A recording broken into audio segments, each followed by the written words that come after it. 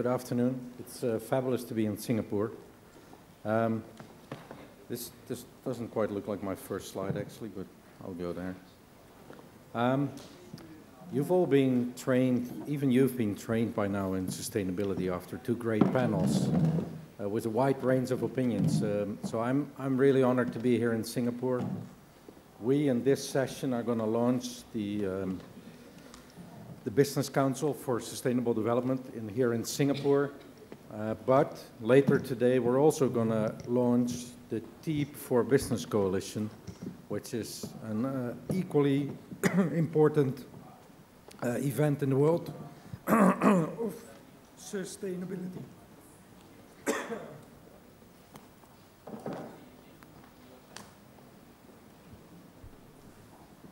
I apologize, it must be all the air travel that I get to do, talking about sustainability. So before we do the official signing of documents bit, let me give you my perspective of where the world of sustainability is at. So I represent WBCSD, which is the World Business Council for Sustainable Development, based in Geneva, which, as you can see from all the logos behind me, are 200 of the largest global companies working together to really make an impact on sustainable development of the world. Next to these 200 global companies, we used to operate 62 regional networks in countries around the world, developing countries, but more and more also into the mature economies. And today, actually, we will be launching the number 63, which is going to be the BCSD here in Singapore. And the launching members are listed here, but I'll get back to this slide later on, if I know how to work this machine. Let me, just to reiterate some of the things that the panels have been saying, take you quickly through the state of the world. Because if you're not part of the sustainability space, like I am, you have no idea how much talk in the world there has been going on. Sustainability might be new to some, but actually in the world, we've been talking about these issues for the last 40 years. It was the Club of Rome in 1970, which for the first time produced a document called The Limits of Growth. In 92, the world under the UN guidance came together in Rio to talk about the Earth Summit. In 92, they published a document called Agenda 21. I don't know if any of you have ever studied that, but if you were to download it today from the internet, you would be amazed how up-to-date that document is in its description of the challenges that the world faces. The only real change compared to that is that all these challenges have become so much more urgent. Then 10 years later, Joburg, and only 3-4 months ago, we met again in Rio in a thing called Rio Plus 20. And again, for those of you a little less familiar with this part of the world, 55,000 people met for a whole week in Rio to talk about sustainability in the world. And this was only the official conference. 12 kilometers down the beach, there was another conference called the People's Forum, where by the sounds of it, Georgie was playing a big part, where a 35,000 people crew came together saying that all these political and business leaders in the official meeting down the road had no idea what was going on in the world, and we needed a revolution. So, in Rio, a document was published called The Future We Want. Well, you would think that any time human beings, business leaders, government leaders, take 40 years to study a topic, progress would have been made by now. And if you take one snapshot, you know that that's not true. We live in a world where every 6 seconds a child dies from hunger.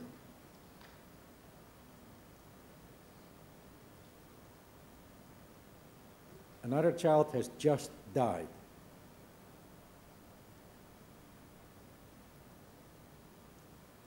And now one more. 18,000 children die every day from hunger. And there is enough food to not have one die. It's a scandal.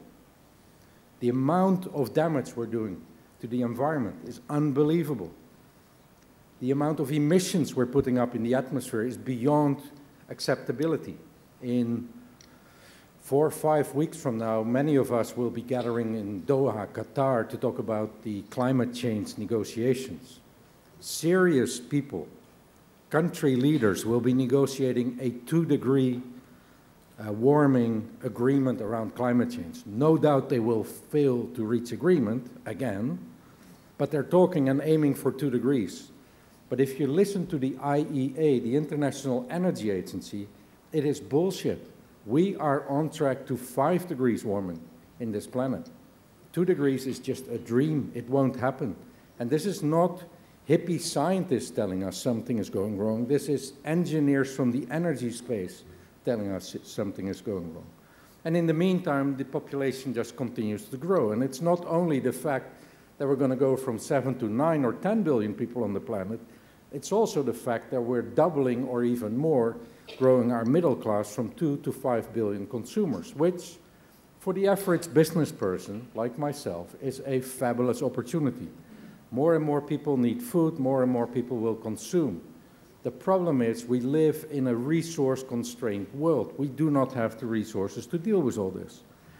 So at WBCSD 2 years ago, we wrote a book called Vision 2050. To the point that I think you made, we're going 100 miles an hour towards a cliff. The world as we know it is not sustainable. Business as usual cannot continue. We need a transformation, and we need it now. In that book, we described, and I'll show 1 or 2 pictures of it, what that world was going to look like. But we also said the first 10 years, between 2010 and 2020, will be the turbulent teens.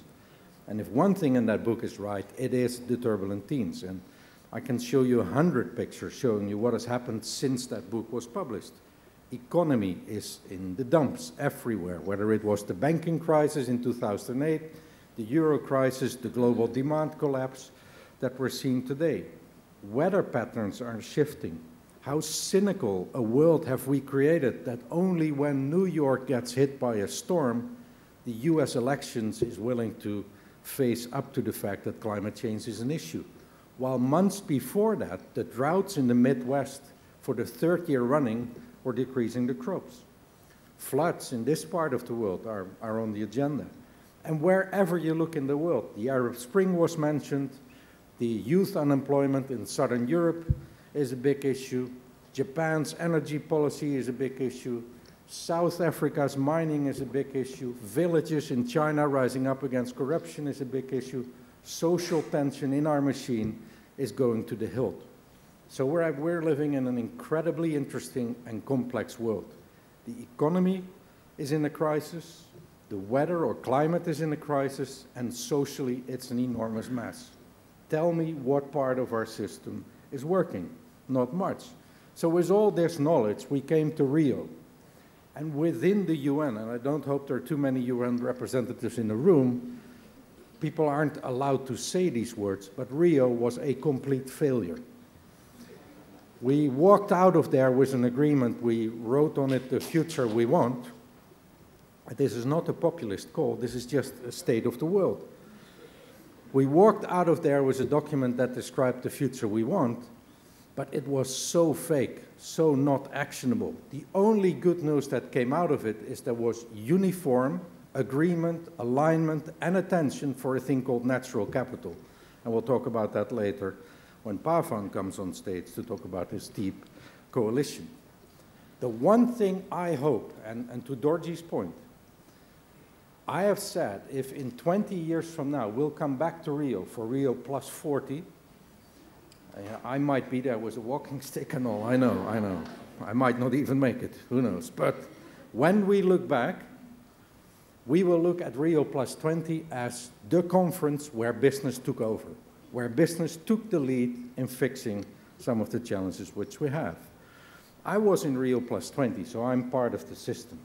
I got to make a speech to the world leaders, and this was the one slide I used. We all know why we were in Rio. We all know why we're here in Singapore in a sustainable development talk. We know if we put our minds together what it is we need to do. We certainly know when we need to do it, which is not 5 years from now in the next big negotiation. We need to act now. So if the why, the what, and the when are figured out, there's only one question left, and that is how are we going to do it? And not just how are we going to do it in a nice pet project, how are we going to do this at scale is the question that we need to address. I'm from business. I used to be a CEO of a large company. I represent 200 of the largest businesses in the world. I am convinced that business can take the lead in providing these solutions. And there's plenty of examples. If I had more time, I could show you hundreds of pictures of businesses working on great ideas, and some of them were mentioned in the panel just now. But I also know that if I add up all the social responsibility projects and pilot cases and whatever else people are doing, we are not even close to fixing the problems. We need scale, because if you listen to the scientists, we are overstepping the planetary boundaries in an incredible way, much more than people realize. I'll show the page, I think. So, WBCSD, 2 years ago, published its vision, which is still the vision today, that in 2050, there will be 9+, maybe 10 billion people on planet Earth. They must all live well, i.e. we need to eradicate poverty, give people access to education, to healthcare, and together we must get back within the boundaries of the planet. And that is an immense challenge that we need to face. So if you look at this vision, you can download it at wbcsd.org, then you'll find words for 2050 in the circle around this table. And it is not incremental change. Please do not fall asleep thinking, I'm doing nice little things and my team is so happy that we're doing this. We need radical transformation, and we need it quickly. My tongue, my mother tongue, is not the English mother tongue. So occasionally, I have to pick up a dictionary to understand what the hell it is I'm trying to tell you.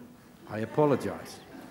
So recently, I picked up the dictionary and looked for radical transformation in a short term. You know what I found? Revolution, Dorji. You're totally right, man. We need revolution. And this cannot be done when we focus on 2050. I mean, I'll be dead by then, you know. I'm not going to have big fights with any of you about 2050.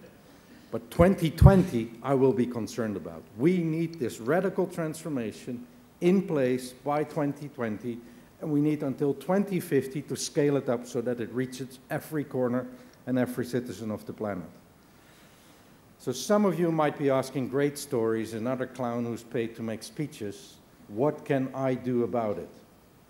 4 things, I would argue. First, check your own lifestyle. And that's very hard, you know. Who of you still drives Porsches? Or Ferraris, or big Mercedeses, or stuff like that? You can't do that anymore, you know? Just stop it, forget it. How much water is needed to produce your shirt?